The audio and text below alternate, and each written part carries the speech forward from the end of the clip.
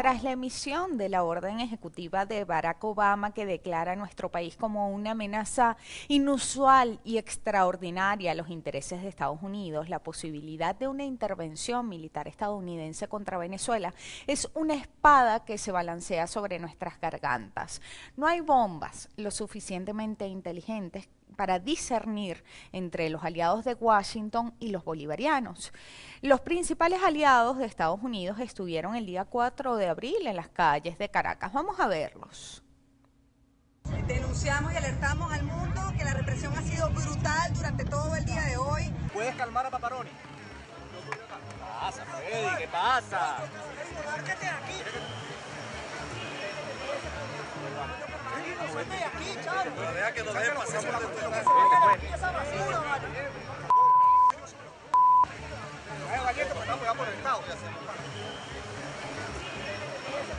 Aquí no es nada. Dale, pero transmite eso que acaba de decir. Yo solo, Yo estoy tranquilo. y yo solo nos damos. Vamos a ver. Pero escúchame grave, ojalá lo transmita. Yo no tengo miedo de nada lo que haga este maldito gobierno. A mí me eligieron para sacar a esta gente y le voy a echar, escúchame, y le voy a echar. Junto a la gente, ha llegado la hora del 350 ya. La oposición se concentró en tres focos de la ciudad de Caracas, dos de ellos en la avenida Libertador y posteriormente se desplazaron hacia la autopista Francisco Fajardo. La agenda de la oposición en las calles se corresponde a los planes de Washington de aislar internacionalmente a Venezuela utilizando como instrumento a la OEA. Un primer intento fallido ocurrió la semana pasada cuando solicitud de Almagro se discutió en el seno de la organización la llamada situación de Venezuela sin la autorización además del estado afectado. Las calles permanecieron en paz. Sin embargo, la canciller Malcorra, para echarle leña al fuego en el seno de la OEA y representando de modo inédito a los países del Mercosur en esa sesión ilegal, habló de aplicar un tutelaje a la democracia venezolana. La matriz internacional de un supuesto autogolpe va orientada también a erigir un discurso según el cual la comunidad internacional tiene la responsabilidad de proteger a Venezuela y actuar incluso militarmente contra nuestro país. Esta doctrina ya ha sido aplicada en el pasado por Estados Unidos en Libia. En el caso de Venezuela, decisiones independientes de los poderes públicos fueron mercadeadas como una medida de una dictadura que repentinamente transmutaba a una dictadura. En primer lugar, tenemos sendas sentencias del Tribunal Supremo de Justicia. Una de ellas planteaba que la máxima instancia de la justicia del país, en cuyo epicentro se encuentra la principal intérprete de la Constitución, que es la Sala Constitucional, cubriría la omisión legislativa del Parlamento venezolano que persiste en el desacato. Esta indisciplina tiene un objetivo: amparar a 3 ciudadanos acusados de obtener un curul en la Asamblea Nacional tras cometer delitos electorales, entre los que destaca la compra-venta de votos. De esto poco o nada se dice en los medios internacionales. Aunque Julio Borges, diputado a la Asamblea Nacional y según la oposición su presidente, festejó como un logro del diálogo con el gobierno nacional, un objetivo que ha planteado el PSV desde diciembre del 2015, que son nuevas elecciones en Amazonas para conseguir reemplazar a los ciudadanos que incurren en esta usurpación de funciones. Ahora bien, la sentencia del Tribunal Supremo de Justicia tiene antecedentes, no es la primera emitida sobre el gravísimo vacío institucional generado por la Asamblea, que deliberadamente insiste en mantenerse al margen de lo legal y de lo legítimo. En Venezuela se vive tal independencia de poderes que, a pesar de lo expuesto, la fiscal general de la República denunciaba una supuesta ruptura del orden constitucional tras la publicación de estas sentencias de las que le estoy hablando. Nicolás Maduro, en su condición de jefe de Estado y en aplicación del artículo 323 de la Constitución, convocó al Consejo de Defensa de la Nación para resolver las controversias entre la Fiscalía y el Tribunal Supremo de Justicia. La reunión se convocó a representantes de la Asamblea Nacional que se negaron a asistir. Los resultados del Consejo fueron hechos públicos en un comunicado emitido a medianoche.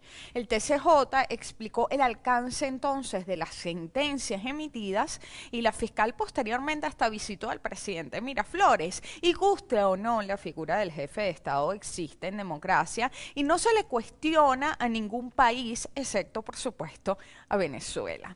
La OEA sacrificó su propia legalidad como organismo multilateral para satisfacer entonces la agenda del Departamento de Estado. Un grupo de representantes de algunos gobiernos subvirtieron el orden de la organización, despojaron ilegalmente a Bolivia de la presidencia del Consejo Permanente y a Haití de la vicepresidencia para colocar a Honduras y así efectuar una sesión contra Venezuela. La paradiplomacia del gobierno de los Estados Unidos en Venezuela, es decir, las ONGs se esmeraron en revestir de legitimidad lo que fue una agresión sin precedentes a la institucionalidad de esa organización. La resolución dice textualmente lo siguiente: las decisiones del Tribunal Supremo de Venezuela de suspender los poderes de la Asamblea Nacional y de arrogárselos a sí mismos son incompatibles con la práctica democrática y constituyen una violación del orden constitucional de la República Bolivariana de Venezuela. A pesar de la reciente revisión de algunos elementos de dichas decisiones, es esencial que el gobierno de Venezuela asegure la plena restauración del orden democrático. Es decir, en conclusión, ellos saben que cometieron una grosera intromisión, pero además reconocen que se accionaron mecanismos en nuestro país frente a esa controversia, lo que nos conduce a una sola lectura. La OEA montó un show mediático para encender las hogueras inquisitoriales contra Venezuela. El Ministerio de las Colonias ha convertido en propaganda de guerra el funcionamiento de nuestros poderes públicos y apuestan por la intervención antes que al diálogo en la resolución de cualquier controversia en nuestro país. La actuación desmedida y violenta de la oposición en las calles es un requisito ineludible de la agenda de la intervención. Lilian Tintori denunciaba el ataque de colectivos en la autopista. Así fue desmentida por la periodista Madeleine García a través de su cuenta Instagram. Luis Almagro difundió un comunicado en el que rechazaba enérgicamente la represión en Venezuela contra los manifestantes. Toda esta estrategia entra en correspondencia con el manual de golpe a mecha lenta o las llamadas revoluciones de colores de Gene Sharp. Muestra de ello son las fotografías de los manifestantes posando frente a decenas de cámaras para convertir un foco de protesta en una visión más bien mediática, parcial y muy limitada de una realidad más compleja. Por supuesto, también están las fotos para el Facebook, ¿no?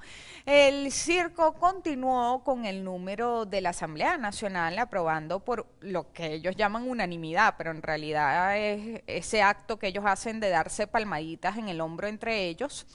Ellos supuestamente aprobaron por unanimidad un acuerdo sobre la ruptura del hilo constitucional y la permanencia de la situación de golpe de Estado en Venezuela. Julio Borges ya no hallaba qué inventar para sostener su tesis. Y según ellos también iniciaron la activación del proceso de remoción de los magistrados del Tribunal Supremo de Justicia por su responsabilidad en la ruptura del orden constitucional. Solo que la Constitución es muy clara y dice: los magistrados o magistradas del Tribunal Supremo de Justicia podrán ser removidos o removidas por la Asamblea Nacional mediante una mayoría calificada de las 2/3 partes de sus integrantes, previa audiencia concedida al interesado en caso de faltas graves ya calificadas por el poder ciudadano en los términos que la ley establezca. Los diputados opositores no cuentan con las 2/3 partes y el Poder Ciudadano no ha iniciado procesos ante faltas graves. Pero además la Asamblea Nacional el 14 de julio del año 2016 ya había destituido ilegalmente en plenaria a estos magistrados. Y en enero de este año también declararon el abandono del cargo del presidente también en un procedimiento ilegal.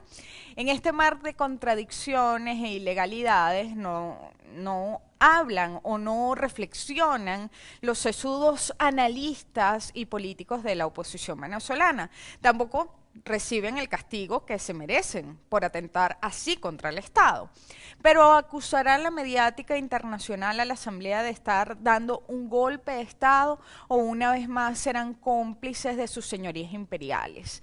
Hemos dicho en el pasado que la guerra no convencional no descarta tampoco acciones convencionales de agresión. Para muestra el siguiente botón, el diputado Diosdado Cabello en su programa Con el Mazo Dando develó parte de esta gran conspiración antibolivariana que implica también la realización de acciones terroristas y la contratación de 200 policías para efectuar saqueos y así preparar un escenario mediático que impacte a la comunidad internacional y a la opinión pública. Este ataque contemplaría acciones con misiles AT-4, Carl Gustav y explosivos DC-4 en varios fuertes militares, así como también la participación de 98 hombres pagados buscando una intervención humanitaria en el país. El gobierno estadounidense haría un envío con hombres armados para una supuesta misión humanitaria a Venezuela, que ingresaría además esta misión a través de la base aérea La Carlota. Uno de los principales operadores en este plan es Marcos Rubio, el artífice de la reunión entre Tintori y Donald Trump. Mientras ellos reinciden en el odio y la violencia, nosotros reincidimos en el amor y la esperanza. Hasta un nuevo clip.